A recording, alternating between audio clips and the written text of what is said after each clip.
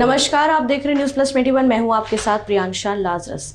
जैसा कि आप जानते हैं, छत्तीसगढ़ में 2 दिन पहले ईडी ने आईपीएस, आईएएस और कारोबारियों के यहाँ पे ताबड़तोड़ कार्यवाही की थी। हालांकि कार्यवाही की जो भनक थी वो कारोबारियों और अधिकारियों को पहले ही लग गई थी। बावजूद इसके जो संदिग्ध और संबंधित दस्तावेज थे और बड़ी रकम मिलने की जानकारी सामने आ रही है। सूत्रों की माने तो जितने भी अधिकारी और कारोबारी हैं अभी तक ईडी के पकड़ में नहीं आ पाए हैं। सूत्रों की माने तो कई अधिकारियों और कारोबारियों के ठिकानों पर कार्यवाही तो की गई है, मगर अभी तक उन्हें पकड़ा नहीं गया है। इसके बाद ये भी माना जा रहा है कि कई बड़े जो अधिकारी हैं उन पे भी गाज गिर सकती है। वहीं इस मामले की जानकारी के लिए हमारे संवाददाता महेश साहू ईडी दफ्तर पर बने हुए हैं, जो न्यूज़ प्लस 21 के माध्यम से आपको पल पल की अपडेट्स देते रहेंगे।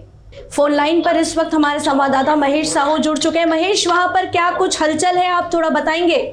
महेश, क्या आप मुझे सुन पा रहे हैं?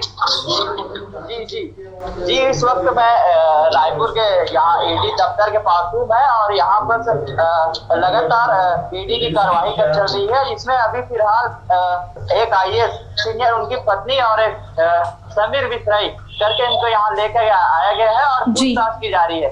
जी, कितने देर हो गई है उन्हें अंदर ले जाते हुए?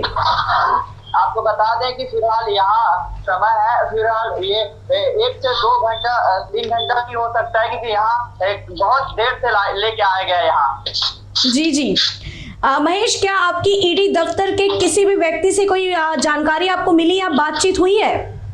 देखिए, हमने ईडी दफ्तर के अंदर जाने की कोशिश की गई और उन्हें से इस मामले में लगातार पूछताछ करने की कोशिश की, लेकिन यहाँ पर कोई अधिकारी बात करने का मना करते हुए नजर आए और उन्हें कोई रिस्पांस भी नहीं दिया गया यहाँ पर। जी, बहुत बहुत धन्यवाद आपका महेश। छत्तीसगढ़ की इस ईडी की कार्यवाही से पूरे प्रदेश भर में हड़कंप मचा हुआ है, तो एक तरफ सियासत भी गर्मा गई है। कांग्रेस और भाजपा आमने सामने हो गई है। ऐसी ही अपडेट्स लेकर मैं आपके पास फिर आऊंगी। तब तक के लिए देखते रहिए न्यूज़ प्लस 21, आपके हक की बात।